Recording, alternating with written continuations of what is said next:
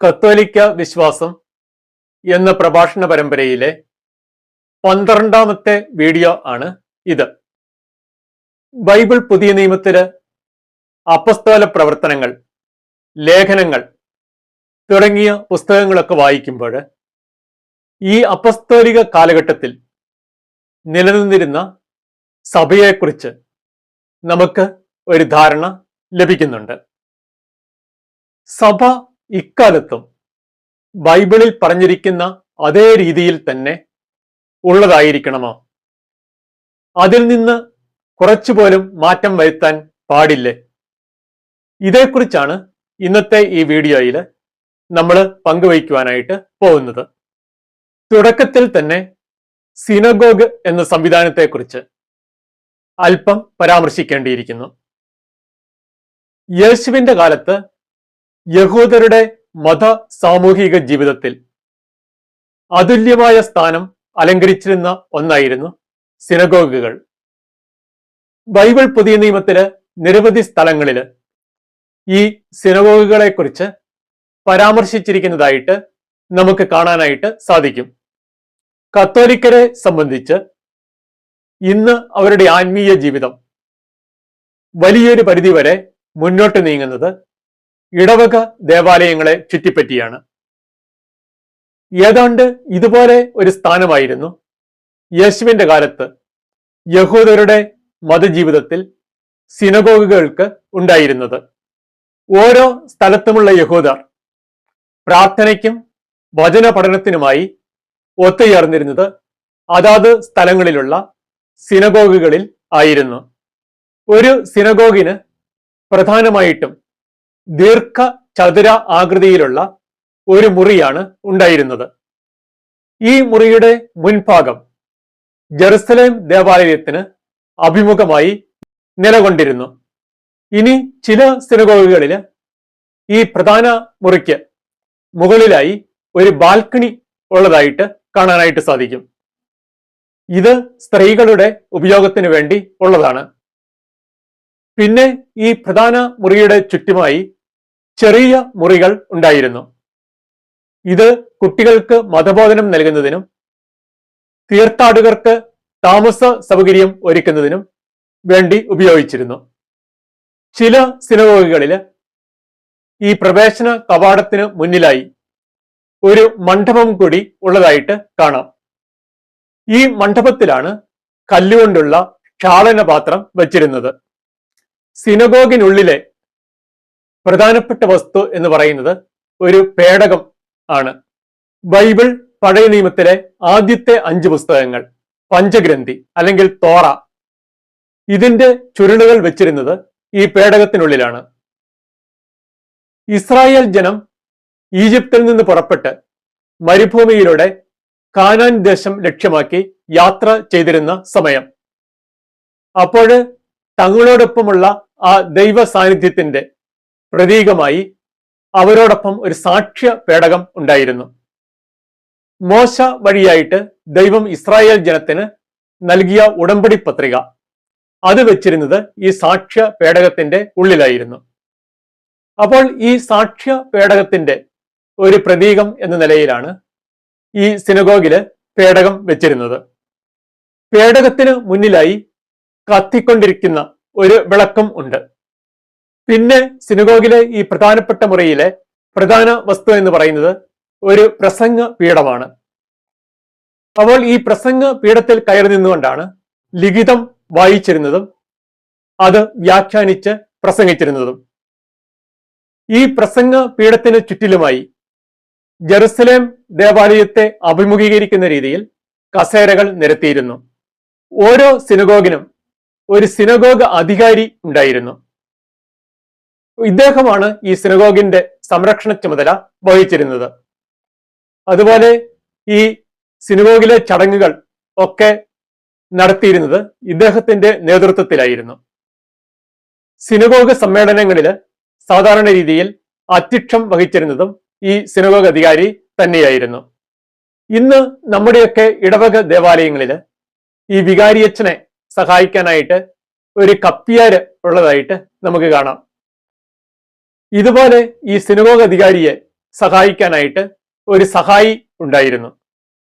ഈ സാബത്ത് ആരംഭിക്കുമ്പോഴും അവസാനിക്കുമ്പോഴും കുഴലൂതുക, അതുപോലെ ഈ ലിഖിതങ്ങളൊക്കെ വായിക്കാനായി പേടകത്തിന്റെ ഉള്ളിൽ നിന്ന് എടുത്തുകൊണ്ടുവരിക തുടങ്ങിയ ജോലികളൊക്കെ ചെയ്തിരുന്നത് ഈ സഹായി ആയിരുന്നു.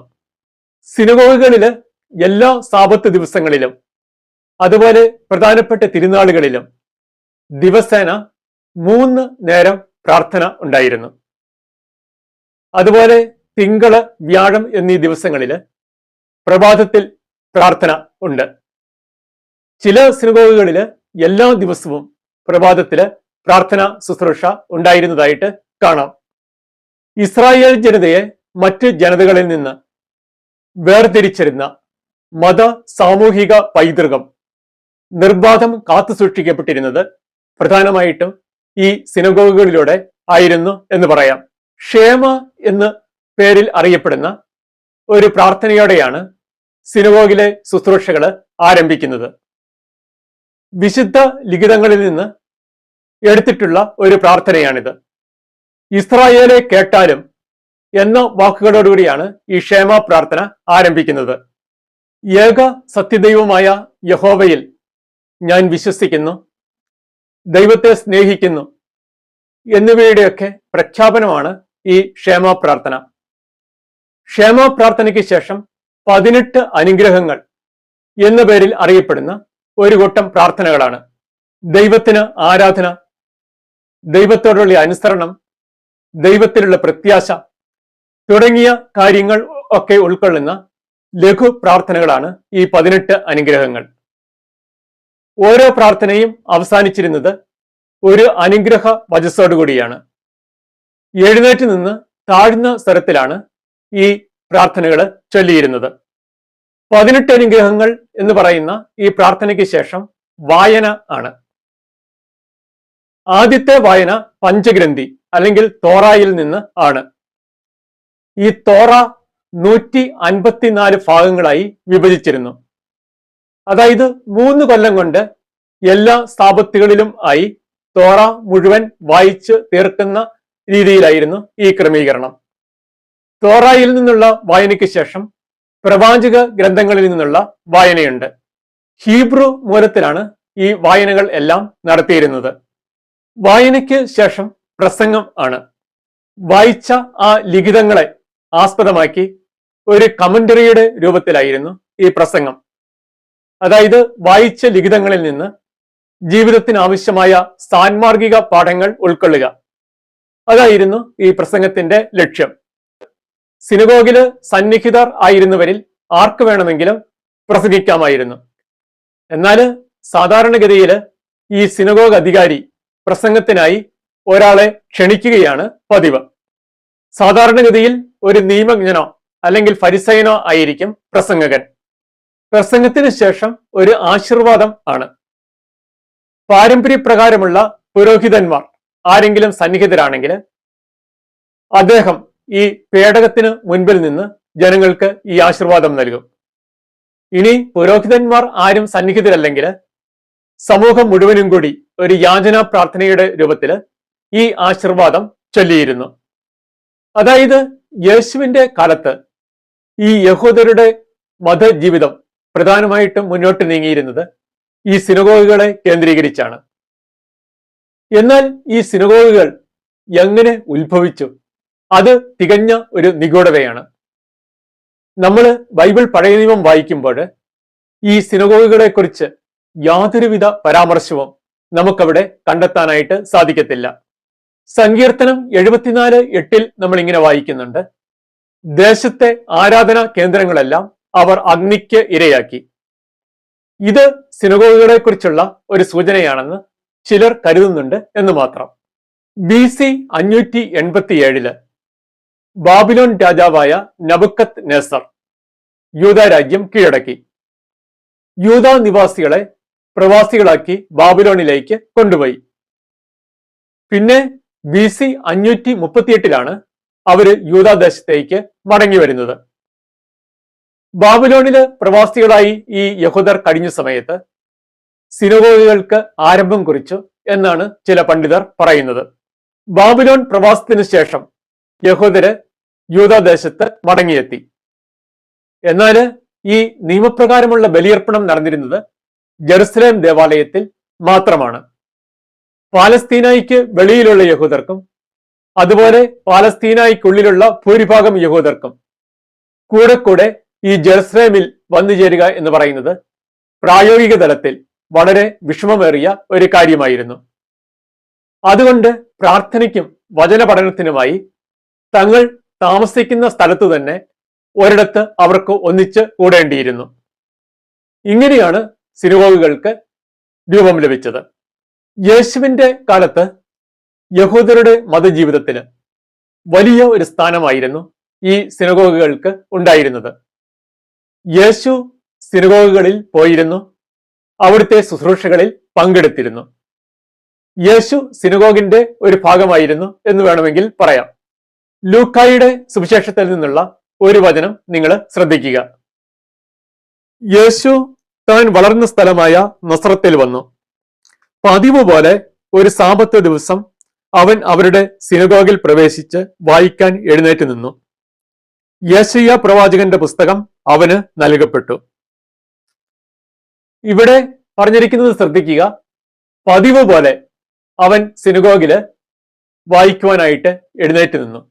അപ്പോൾ നമുക്ക് മനസ്സിലാക്കാൻ സാധിക്കും യേശു പതിവായി ഈ സിനഗോഗിലെ ശുശ്രൂഷയിൽ പങ്കെടുത്തിരുന്നു എന്നുള്ള കാര്യം. സിനഗോഗുകളിൽ വെച്ച് യേശു ജനങ്ങളെ പഠിപ്പിച്ചിരുന്നു, അതുപോലെ രോഗശാന്തി നൽകിയിരുന്നു, പിശാച് ബാധിതരെ സുഖപ്പെടുത്തിയിരുന്നു. അതായത് യേശു സിനഗോഗിനെ അംഗീകരിച്ചിരുന്നതായിട്ട് നമുക്ക് കാണാൻ സാധിക്കും. ഇതിൽ നിന്ന് തന്നെ നമുക്ക് മനസ്സിലാക്കാം ഈ സിനഗോഗ് എന്ന് പറയുന്നത് ഒരു ദൈവിക സംവിധാനമാണ്. സിനഗോഗിന് വ്യക്തമായിട്ടുള്ള ഒരു ഘടനയുണ്ടായിരുന്നു, അതിന് വ്യക്തമായ ഒരു ഭരണക്രമം ഉണ്ടായിരുന്നു, ഒരു പ്രത്യേക ചിട്ടയോടുകൂടിയാണ് അവിടെ ശുശ്രൂഷകൾ നടന്നിരുന്നത്. എന്നാൽ സിനഗോഗിനെ കുറിച്ച് ബൈബിൾ പഴയ നിയമത്തില് നമ്മൾ ഒരു പരാമർശവും കാണുന്നില്ല താനും.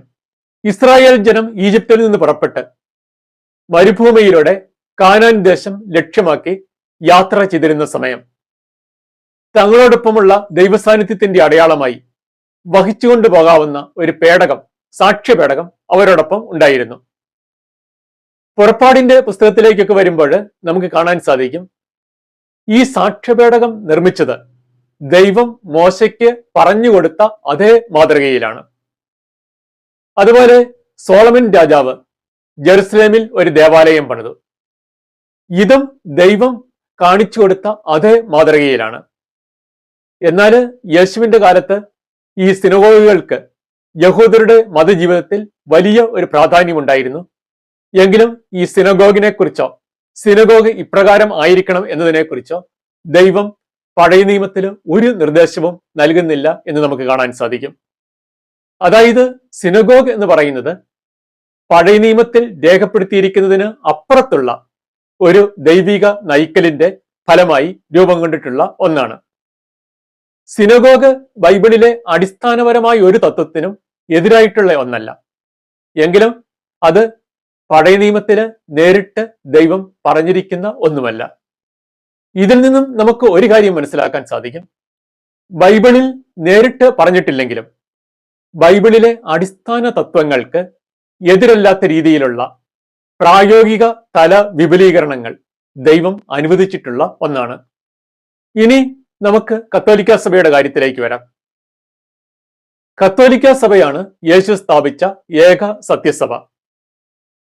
അപ്പസ്തോലിക സഭയുടെ പിന്തുടർച്ചയാണ് കത്തോലിക്ക സഭ.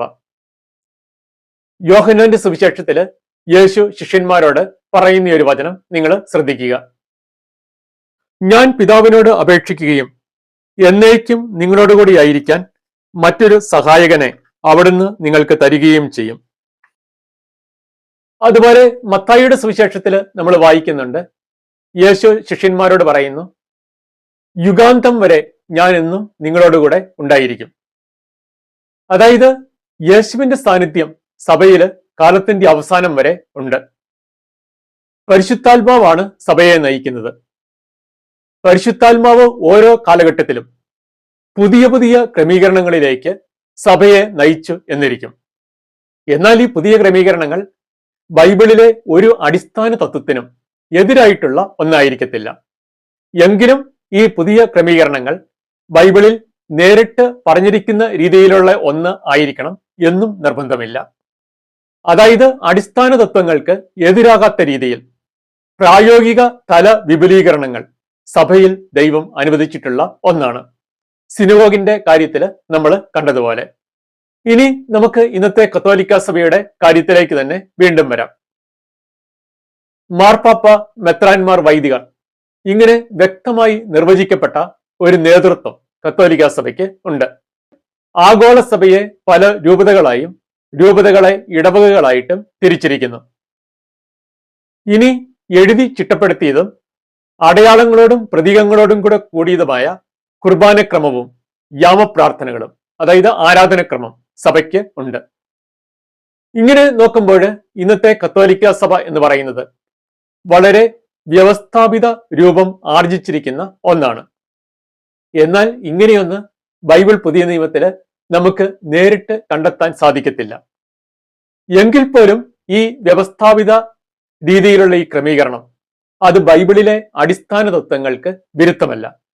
പരിശുദ്ധാത്മാവാണ് ഇങ്ങനെയുള്ള ഒരു ക്രമീകരണത്തിലേക്ക് കത്തോലിക്ക സഭയെ നയിച്ചിട്ടുള്ളത്.